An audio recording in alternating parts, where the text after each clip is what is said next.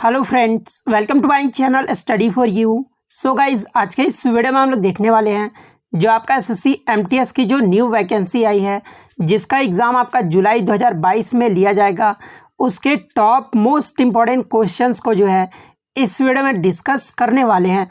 और मैं आपको 100% ये गारंटी देता हूँ कि आपके एसएससी एमटीएस के एग्ज़ाम में यहाँ से प्रश्न जरूर पूछे जाएंगे। तो वीडियो को जो है लास्ट तक जरूर देखिएगा। और आपसे रिक्वेस्ट करता हूँ, अभी तक आपने मेरे चैनल को अगर सब्सक्राइब नहीं किया है तो एसएससी एमटीएस का डेली प्रैक्टिस सेट पाने के लिए जो है चैनल को सब्सक्राइब ज़रूर कर दीजिएगा। और बगल में ही आपको एक बेल आइकन यानी घंटे का निशान भी दिख रहा होगा, तो आप उसे भी जो ज़रूर प्रेस कर दीजिएगा। तो चलिए वीडियो को स्टार्ट करते हैं। पहला क्वेश्चन है कि सार्क देशों में अफगानिस्तान ये जो है कब शामिल हुआ था। तो देखिए, सार्क देशों में अफगानिस्तान जो है ये अप्रैल 2007 में संघ के 14वें शिखर सम्मेलन में अफगानिस्तान इसका जो है 8वां सदस्य बन गया था। अगर एग्जाम में ये क्वेश्चन पूछा जाए कि वर्तमान में सार्क के कितने सदस्य देश हैं, तो वर्तमान में अगर बात कर ले तो 8 जो है वो सार्क के सदस्य देश हैं। कौन कौन से 8 सदस्य देश हैं? तो ये आपके हैं अफगानिस्तान, बांग्लादेश, भूटान, इंडिया, मालदीव, नेपाल, पाकिस्तान और श्रीलंका। ये जो है वर्तमान में जो है ना, ये सार्क के 8 सदस्य देश हैं। कभी कभी एग्जाम में जो है सार्क का फुल फॉर्म पूछा जाता है, तो south Asian association for regional cooperation इसका फुल फॉर्म होता है। बात कर ले सार्क का हेडक्वार्टर कहाँ पर है, तो ये काठमांडू नेपाल में है। तो ये भी आपको ध्यान में रखना। उसके बाद आपका एग्जाम में पूछा गया कि सार्क का इस्टेब्लिश यानी स्थापना कब हुआ था, तो ये 8 दिसंबर 1985 को हुआ था। तो ये भी आपको ध्यान में रखना है। इसके अलावा अन्य फैक्ट्स के बारे में बता दूं कि ब्रिक्स में दक्षिण अफ्रीका 2010 में जो है शामिल कब हुआ था। देखिए, पहले जो था ये ब्रिक था, ठीक है। उसके बाद 2010 में जो है ये ब्रिक्स बन गया था, क्योंकि इसमें जो है साउथ अफ्रीका जो है वो शामिल हो गया था। तो 2010 आपका यहाँ पे करेक्ट हो जाएगा। बात कर ले एससीओ यानी संघाई कोऑपरेशन ऑर्गेनाइजेशन में भारत और पाकिस्तान ये जो है कब ज्वाइन हुआ था। तो देखिए, भारत और पाकिस्तान जो फुल मेंबर्स इसका एससीओ का कब बना था, तो 9 जून 2017 को जो समिट हुआ था ना, जो कि कजाकिस्तान के अस्ताना में हुआ था, उस समय जो है भारत और पाकिस्तान एससीओ का फुल मेंबर्स बन गया था। नेक्स्ट आपका यहाँ पर है कि बजट 2020 में शिक्षा क्षेत्र हेतु कितना बजट जो है वो आवंटित किया गया है। तो देखिए, बजट 2020 में शिक्षा के क्षेत्र में जो बजट आवंटित हुआ था ना, ये आपका 99,311.52 करोड़ जो है आवंटित किया गया था। मैं आपको बता दूं कि पिछले साल की तुलना में सरकार ने इस साल जो है शिक्षा बजट यानी एजुकेशन बजट 2020-21 में 4500 करोड़ रुपए की जो है वृद्धि की है। पिछले साल जो सरकार ने शिक्षा बजट पेश किया था उसमें जो है 94,800 करोड़ रुपए जो है वो आवंटित किए गए थे। और अब शिक्षा पर देश की जीडीपी जो है वो 6% हिस्सा जो है वो खर्च किया जाएगा। तो ये फैक्ट भी आपको ध्यान में रखना है। नेक्स्ट आपका यहाँ पर है कि नमामि गंगे योजना इसकी शुरुआत कब हुई थी। तो देखिए, नमामि गंगे योजना की जो शुरुआत है ना, ये जो है केंद्र सरकार की योजना है, जिसे वर्ष 2014 में शुरू किया गया था। तो 2014 आपका यहाँ पे करेक्ट आंसर हो जाएगा। बात कर ले नमामि गंगे योजना का उद्देश्य क्या है, तो गंगा नदी के प्रदूषण को कम करने तथा गंगा नदी को जो है पुनर्जीवित करने के लिए जो है इसका नमामि गंगे योजना की शुरुआत की गई थी। और कब, तो 2014 में किया गया था। तो इसका उद्देश्य भी आपको ध्यान में रखना है। ये जो किसके मंत्रालय के अंतर्गत आता है, तो ये आपका केंद्रीय जल संसाधन, नदी विकास और गंगा कायाकल्प मंत्रालय के अंतर्गत आता है। तो ये भी आपको ध्यान में रखना है। उसके बाद करंट अफेयर से यहाँ से ये प्रश्न बन सकता है कि हाल ही में जो है विश्व बैंक द्वारा 300 करोड़ रुपए की जो है नमामि गंगे परियोजना को 45 अरब रुपए को जो है ऋण को मंजूरी दी गई है। तो ये फैक्ट भी आपको ध्यान में रखना है। नेक्स्ट आपका यहाँ पर है कि राजीव गांधी के समय भारत के उपराष्ट्रपति कौन थे। तो देखिए, मैं आपको बता दूं, ये क्वेश्चन लेने का मेरा मतलब ये है ना, मोटिव ये है कि आपके जो एग्जाम में है ना, वो थोड़ा सा कुछ क्वेश्चन जो है वो घुमा कर पूछ दिया जा रहा है, इसलिए ये जो है मुझे इस क्वेश्चन लेने का मोटिव रखा गया है। तो राजीव गांधी के समय जो भारत के उपराष्ट्रपति थे ना, ये रामास्वामी वेंकटरमन थे। तो रामास्वामी वेंकटरमन आपका यहाँ पे करेक्ट हो जाएगा। और ये जो है भारत के 7वें उपराष्ट्रपति बनाए गए थे। और इनका कार्यकाल कब से कब तक रहा था, तो 31 अगस्त 1984 से लेकर जो है 1987 तक रहा था। तो ये भी आपको ध्यान में रखना है। और ये जो राजीव गांधी थे ना, ये भारत के 6ठे प्राइम मिनिस्टर थे। तो ये भी आपको ध्यान में रखना है। इनका कार्यकाल कब से कब तक रहा था, तो 84 से लेकर जो है 1989 तक रहा था। तो ये भी आपको ध्यान में रखना है। और राजीव गांधी के समय जो भारत के राष्ट्रपति थे ना, ये जैल सिंह थे। तो ये भी आपको ध्यान में रखना है।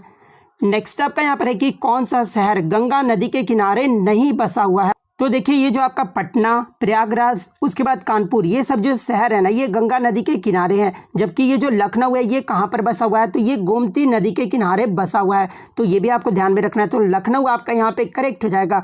बात कर ले अन्य सिटीज़ या फिर टाउन जो गंगा नदी के किनारे बसे हुए हैं, तो जैसे कि आपके हरिद्वार, कानपुर, इलाहाबाद जिसका नया नाम जो है प्रयागराज है, वाराणसी, पटना, भागलपुर, ये सब जो सिटी है ना ये गंगा नदी के किनारे बसे हुए हैं।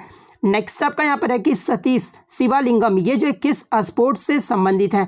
तो देखिए सतीश शिवालिंगम जो है ना ये आपके इंडियन वेट लिफ्टर से संबंधित है। तो वेट लिफ्टर आपका यहाँ पे करेक्ट हो जाएगा। इसके अलावा जो है सतीश कुमार के बारे में पूछा जाता है। तो देखिए ये जो सतीश कुमार है ना ये आपके किस खेल से संबंधित है, तो ये बॉक्सिंग खेल से संबंधित है। और मैं आपको बता दूं कि ये पहले इंडियन बॉक्सर हैं जो ओलंपिक के लिए सुपर हैवी वेट कैटेगरी में जो क्वालिफाई किए थे, इसलिए मैं ये क्वेश्चन आपके लिए लेकर आया हूँ। नेक्स्ट आपका यहाँ पर है कि मैथरन हिल स्टेशन, ये जो कहाँ पर है। तो देखिए ये जो मैथरन हिल स्टेशन है ना ये महाराष्ट्र के रायगढ़ डिस्ट्रिक्ट यानी रायगढ़ जिले में है। तो महाराष्ट्र आपका यहाँ पे करेक्ट हो जाएगा। अगर जिला पूछा जाए तो रायगढ़ आपका करेक्ट हो जाएगा। नेक्स्ट आपका यहाँ पर है कि अस्पृश्यता का अंत, ये जो किस आर्टिकल में बताया गया है। तो देखिए अस्पृश्यता यानी छुआछूत का जो अंत है ना ये आपका आर्टिकल 17 में बताया गया है। तो आर्टिकल 17 आपका यहाँ पे करेक्ट हो जाएगा।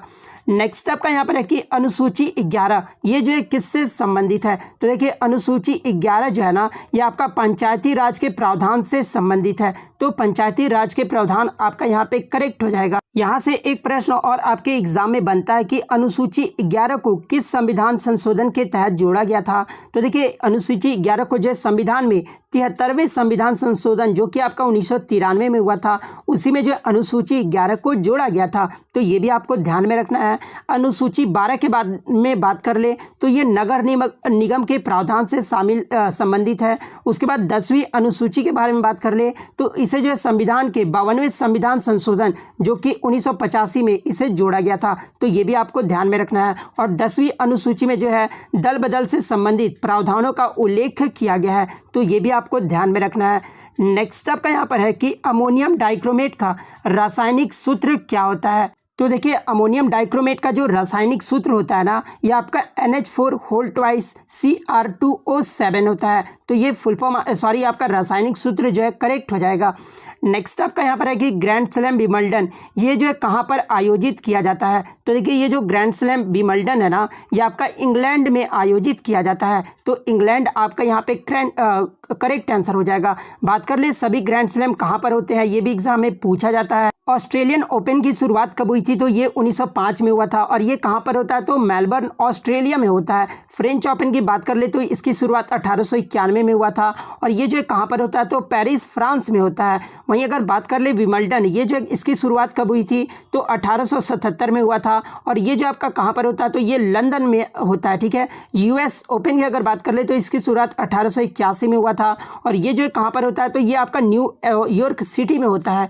तो ये भी आपको ध्यान में रखना है। इसके अलावा यहाँ पर ये भी क्वेश्चन पूछा जाता है कि ये सब जो गेम है ना ये आपके कौन से कोर्ट पर खेले जाते हैं, जैसे कि ऑस्ट्रेलियन ओपन या जो आपका हार्ड कोर्ट पे खेला जाता है। उसके बाद फ्रेंच ओपन ये जो आपका क्ले कोर्ट्स पर खेला जाता है। विंबलडन ये जो आपका ग्रास कोर्ट्स पर जो है खेला जाता है। US ओपन की बात कर ले तो ये भी जो आपका हार्ड कोर्ट्स पर खेला जाता है। तो ये भी आपको ध्यान में रखना है। और यहाँ से एक प्रश्न और बनता है एग्जाम में कि 2021 में पुरुष एकल में जो है फ्रेंच, ऑस्ट्रेलियन और विंबलडन तीनों में जो विजेता रहे ना ये नोवाक जोकोविच रहे हैं जो कि सर्बिया के खिलाड़ी हैं। तो ये भी आपको ध्यान में रखना है। नेक्स्ट आपका यहाँ पर है कि राजस्थान एटॉमिक पावर स्टेशन ये जो है किस देश की सहायता से स्थापित किया गया था। तो देखिए ये जो राजस्थान एटॉमिक पावर स्टेशन है ना ये आपका कनाडा देश की सहायता से स्थापित किया गया था। तो कनाडा आपका यहाँ पे करेक्ट हो जाएगा। बात कर ले ये एटॉमिक पावर स्टेशन ये जो है कहाँ पर स्थित है, तो राजस्थान राज्य के रावत भाटा में स्थित है। तो ये भी आपको ध्यान में रखना है। और ये जो एटॉमिक पावर स्टेशन है ये किसके द्वारा संचालित किया जाता है, तो ये आपका nuclear power corporation of India limited के द्वारा संचालित किया जाता है। वहीं अगर बात कर ले इसका निर्माण कब से शुरू हुआ था, तो 1963 से शुरू हुआ था और कार्यरत कब हुआ था, तो ये 16 दिसंबर 1973 को हुआ था। नेक्स्ट आपका यहाँ पर है कि बांग्लादेश ये जो है कब स्वतंत्र हुआ था। तो देखिए बांग्लादेश जो है ये आपका 26 मार्च 1971 में जो है स्वतंत्र हो गया था। तो 26 मार्च 1971 आपका करेक्ट हो जाएगा। इसके अलावा ये भी एग्जाम में पूछा जाता है कि विजय दिवस ये जो है कब मनाया जाता है। तो ये आपका 16 दिसंबर को 1971 को युद्ध में पाकिस्तान पर भारत की जीत के कारण जो है ये विजय दिवस मनाया जाता है। तो कब मनाया जाता है? तो 16 दिसंबर को मनाया जाता है। नेक्स्ट आपका यहाँ पर है कि प्रधानमंत्री शहरी आवास योजना इसकी शुरुआत कब हुई थी। तो देखिए प्रधानमंत्री शहरी आवास योजना की जो शुरुआत है ना ये प्रधानमंत्री नरेंद्र मोदी के द्वारा 25 जून 2015 में इसकी शुरुआत की गई थी। तो 25 जून 2015 आपका यहाँ पे करेक्ट आंसर हो जाएगा। उसके बाद एग्जाम में ये भी क्वेश्चन पूछा जाता है कि किसका नाम बदलकर जो है प्रधानमंत्री आवास योजना कर दिया गया था। तो इंडिया आवास योजना जो कि 1985 में इसका नाम बदलकर जो है प्रधानमंत्री आवास योजना कर दिया गया है। इसका उद्देश्य एग्जाम में पूछा जाता है। तो देखिए प्रधानमंत्री आवास योजना का जो 2022 तक शहरी क्षेत्रों में सभी को जो है आवास प्रदान करने का लक्ष्य रखा गया है। तो ये भी आपको ध्यान में रखना है। नेक्स्ट आपका यहाँ पर है कि कौन सी ग्रीन हाउस गैसों को क्योटो प्रोटोकॉल में शामिल नहीं किया गया है। तो देखिए मैं आपको बता दूं कि क्योटो प्रोटोकॉल में ग्रीन हाउस गैस उत्सर्जन की 6 श्रेणियां जो है वो शामिल है। और 6 श्रेणियां कौन कौन सी है? तो एक तो आपका कार्बन डाइऑक्साइड हो गया, मीथेन हो गया, नाइट्रस ऑक्साइड हो गया, हाइड्रोफ्लोरोकार्बन्स हो गया, उसके बाद परफ्लोरोकार्बन्स हो गया, उसके बाद छठा जो श्रेणी है ना वो सल्फर हेक्साफ्लोराइड हो गया। तो ये सब जो 6 आपके हैं ना वो उत्सर्जन में 6 श्रेणियां शामिल हैं। उसके बाद बात कर ले क्योटो प्रोटोकॉल होता क्या है। तो ये आपका ग्रीन हाउस गैस उत्सर्जन से संबंधित है जो कि ग्लोबल वार्मिंग को कम करने के लिए अंतर्राष्ट्रीय संधि पर जो है हस्ताक्षर किया गया था। और ये जो क्योटो प्रोटोकॉल को जो है क्योटो जापान में 11 दिसंबर 1997 को अपनाया गया था और 16 फरवरी 2005 को इसे लागू किया गया था। तो ये फैक्ट भी आपको ध्यान में रखना है। नेक्स्ट आपका यहाँ पर है कि एल्केन यौगिक के सूत्र सही सुमेलित कीजिए। तो देखिए एल्केन का जो सूत्र होता है ना वो आपका क्या होता है? तो CnH2n+2 होता है। ठीक है, तो ये जो आपका होता है ना वो एल्केन यौगिक का सूत्र होता है। आप यहाँ पे देख सकते हैं। वही अगर मैं बात कर लूँ एल्कीन का जो आपका क्या होता है, अगर आपका एल्काइन अगर रहना तो एल्काइन में आपका क्या हो जाता है? तो CnH2n-2 होता है। यहाँ पे -2 हो जाएगा अल्काइन के क्षेत्र में।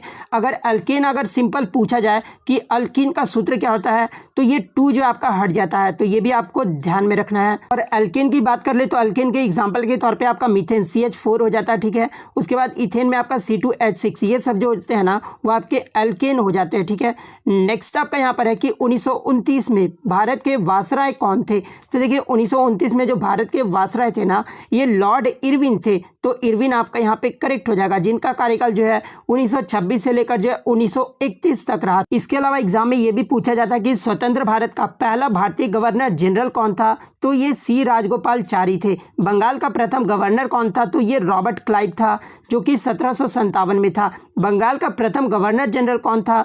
तो वारेन हेस्टिंग्स था। तो ये भी आपको ध्यान में रखना है।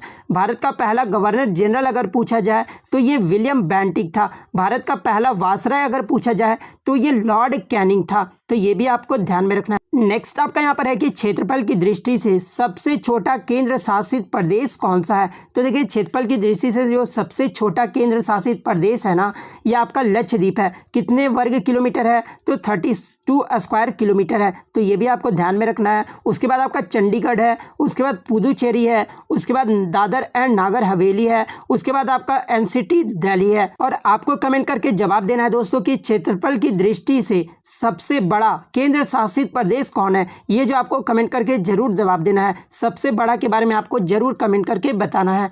नेक्स्ट आपका यहाँ पर है कि राष्ट्रीय जलमार्ग ये जो 5 है ना ये किस नदी से गुजरता है। तो देखिए मैं आपको बता दूं कि 111 नेशनल वाटरवे भारत में है, लेकिन आपके एग्जाम में जो है टोटल 5 से एग्जाम में जो है क्वेश्चन पूछे जाते हैं। जैसे कि राष्ट्रीय जलमार्ग 5 जो है ये किस नदी से गुजरता है। तो ये आपका ब्रह्मणी नदी से जो है गुजरता है। और इसकी कभी कभी जो है ये पूछा जाता है कि कितने ये आपका मतलब कितने किलोमीटर है इसका। तो देखिए राष्ट्रीय जलमार्ग की जो लंबाई है ना वो 623 किलोमीटर है, तो ये भी आपको ध्यान में रखना है। और ये आपका उड़ीसा और वेस्ट बंगाल के मध्य है। उसके बाद बात कर लेते हैं नेशनल वाटरवे 1 के बारे में। तो ये जो आपका प्रयागराज और हल्दिया के मध्य है, और ये जो किस नदी से गुजरता है, तो ये आपका गंगा, भागीरथी और हुगली नदी से गुजरता है। इसकी लंबाई कितनी है, तो 1620 किलोमीटर है। वहीं अगर बात कर ले नेशनल वाटरवे 2 के बारे में, तो ये सदिया और धुबरी के मध्य है, और ये किस नदी से गुजरता है, तो ये ब्रह्मपुत्रा नदी से गुजरता है। इसकी लंबाई कितनी, तो 891 मीटर है। वहीं अगर किलोमीटर है। उसके बाद नेशनल वाटरवे 3 के बारे में बात कर लें, तो ये जो आपका कोल्लम और कोझिकोडे के मध्य है, और ये आपका किस नदी से गुजरता है, और इसकी जो लंबाई है ना वो 205 किलोमीटर है। नेक्स्ट आपका यहाँ पर है कि कोविड वैक्सीन या जो कोवैक्सीन है ना, ये किस कंपनी के द्वारा विकसित किया गया था। तो देखिए ये जो कोविड वैक्सीन कोवैक्सीन है ना, ये आपका भारत बायोटेक जो कि इंडिया की कंपनी है, इसके द्वारा विकसित किया गया था। तो भारत बायोटेक आपका यहाँ पे करेक्ट हो जाएगा। वहीं अगर कोविड शील्ड के बारे में पूछा जाए कि किसके द्वारा विकसित किया गया था, तो ये कोविड शील्ड जो है ना, ये ऑक्सफोर्ड एस्ट्राजेनेका के द्वारा विकसित किया गया था। नेक्स्ट आपका यहाँ पर है कि कौन सी एपीजे अब्दुल कलाम द्वारा पुस्तक जो है वो नहीं है। तो देखिए मैं आपको बता दूं कि एपीजे अब्दुल कलाम द्वारा जो लिखित पुस्तकें हैं ना, India 2020 a vision for the new millennium, ये जो एपीजे अब्दुल कलाम के द्वारा लिखा हुआ पुस्तक है। इसके अलावा जो विंग्स ऑफ फायर है ना, जो कि एपीजे अब्दुल कलाम की ऑटोबायोग्राफी है, ये भी एग्जाम में क्वेश्चन लगातार पूछा जाता है, तो ये भी आपको ध्यान में रखना है। उसके बाद ये सब जो है एपीजे अब्दुल कलाम की पुस्तकें आप देख लीजिए यहाँ पर। जैसे कि यहाँ पे दे देता है कि इग्नाइटेड माइंड्स, ये जो किसके इसके पुस्तक के लेखक कौन है, तो एपीजे अब्दुल कलाम आपका करेक्ट आंसर हो जाएगा। नेक्स्ट आपका यहाँ पर है कि भाखड़ा नांगल परियोजना, ये जो है कौन सी नदी पर है। तो देखिए ये जो भाखड़ नांगल परियोजना है ना, ये आपका सतलज नदी पर है। तो सतलज नदी आपका यहाँ पे करेक्ट हो जाएगा। और आज का जो आपका लास्ट क्वेश्चन है, जो कि आपको कमेंट बॉक्स में जवाब देना है कि दांडी यात्रा से संबंधित गलत कथन कौन सा है। आपके ऑप्शन में महात्मा गांधी जी के नेतृत्व में जो है ये दांडी यात्रा हुआ था। ऑप्शन 2 में है 24 दिन की पैदल यात्रा जो है इसमें चली। ऑप्शन सी में 25 मील जो है प्रतिदिन कवर किया गया था। ऑप्शन डी में इसमें 78 सदस्य शामिल थे। तो इसको जो आपको कमेंट करके जरूर जवाब देना है। तो वीडियो देखने के लिए धन्यवाद। अगर वीडियो अच्छी लगी हो तो वीडियो को जो है लाइक ज़रूर कर दीजिएगा। चैनल पर नया है तो चैनल को सब्सक्राइब जरूर कर दीजिएगा। तो मिलते हैं नेक्स्ट वीडियो में, तब तक थैंक यू ऑल।